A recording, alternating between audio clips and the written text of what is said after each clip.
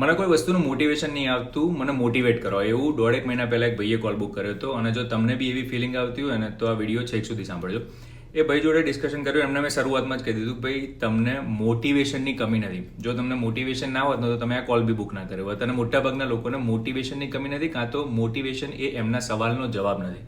મેં એમને કીધું જો હું મોટિવેશનની રાહ જોઈને બેઠો હોત ને તો મેં યુએસમાં આવ્યો અને પહેલી જોબ જે ચાલુ કરી એ જ જોબ કરે રાખી હોત કે ભાઈ મને કોઈ બીજી વસ્તુ કરવાનું મોટિવેશન નથી મળતું એટલે હું આ કરે રાખીશ. પછી મેં એમને પૂછ્યું તમને છેલ્લે ક્યારે એવું થયું હતું કે તમે કોઈ વસ્તુની પાછળ ખરેખર પડી ગયા છો કે આ વસ્તુ મારે કરવી જ છે?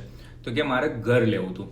મેં કીધું કેમ તમારે ઘર લેવું હતું? એટલે કે એક ઇન્વેસ્ટમેન્ટ જેવું થઈ જાય. મેં કીધું ના, એ રીઝન ના હોય. ખરેખરમાં કેમ તમારે ઘર લેવું હતું?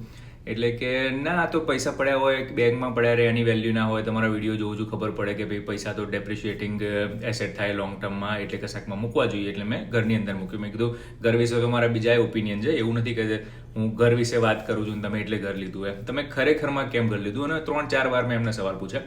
પછી જ એમના મગજમાંથી નીકળ્યું કે મોઢામાંથી નીકળ્યું કે હું એવું ઈચ્છતો હતો કે મારા કિડ્સ એવી જગ્યાએ ગ્રોઅપ થાય કે જેમાં બેકયાર્ડ હોય, કે જેવી રીતે હું ગ્રોઅપ થયો હતો કે જગ્યા હોય, ફ્લેટમાં મારે નહોતું રહેવું કે અપાર્ટમેન્ટની અંદર નહોતું રહેવું. મેં કીધું હા, હવે તમે બોલે કે તમારું જે કારણ હતું એ વસ્તુ અચીવ કરવાનું કે ભાઈ ઘર તમારે લેવું છે, એ કારણ તમારે ડીપ ડાઉન અંદર હતું કે ભાઈ આ વસ્તુ મારે નથી મારા કિડ્સને આપવી, મારે એમને એક એવી જગ્યા આપવી છે કે બેકયાર્ડમાં ખુલ્લામાં એ લોકો રમી શકે. અને આમાંથી 2 વસ્તુ શીખવાની જરૂર છે. એક વસ્તુ ખાલી એ નથી કે એમને એ વસ્તુ આપવી હતી અને કેમ આપવી હતી, મતલબ કે વાય. ઘણા બધા લોકો કહેતા હોય છે કે ભાઈ તમને તમારો વાય ખબર હોવો જોઈએ કે તમે જે કરો છો એ શું કરવા કરો છો, કેમ કરો છો, રાઈટ?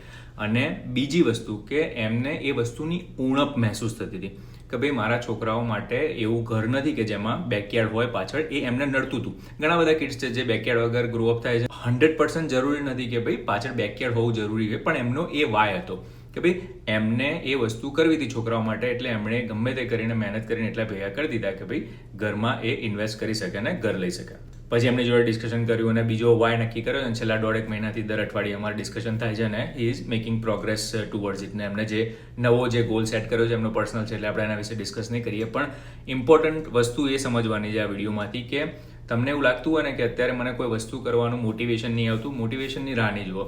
ડીપ ડાઉન અંદર જાઓ અને વિચારો કે તમારે કઈ વસ્તુ એવું અત્યારે એવું લાગે છે કે ભાઈ આ વસ્તુની ઉણપ છે અને મારે આ વસ્તુ જોઈએ છે, એનું કારણ ખરેખરમાં સોલિડ હોવું જોઈએ.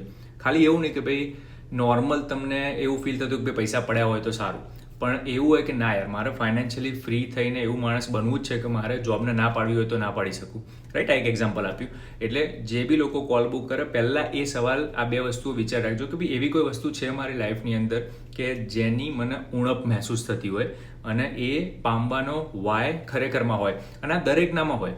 તમારે બી અત્યારે એવું હશે જ કે નેક્સ્ટ વસ્તુ તમારે કઈ કરવી છે, પણ કેમ નહીં કરતા? કારણ કે એ ફિલિંગ છે ને બહુ અનકમ્ફર્ટેબલ ફિલિંગ છે.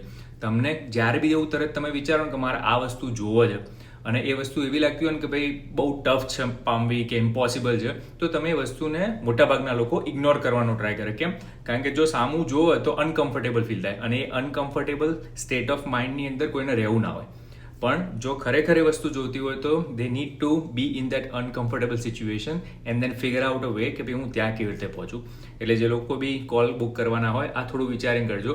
જનરલ તમે કહેશો કે ભાઈ ફોન કરીને કે મને મોટિવેટ કરો, એવી રીતે ના વર્ક થાય. You need to go little bit dipper અને વધારે આપણે ડિટેલમાં કોલમાં જઈશું. પણ જાતે બી ફિગર આઉટ કરવાના હોય તો ફિગર આઉટ કે તમારો વાય શું છે અને વસ્તુની ઉણપ તમને ખરેખર ચૂભો છે કે નહીં, શેર કરજો.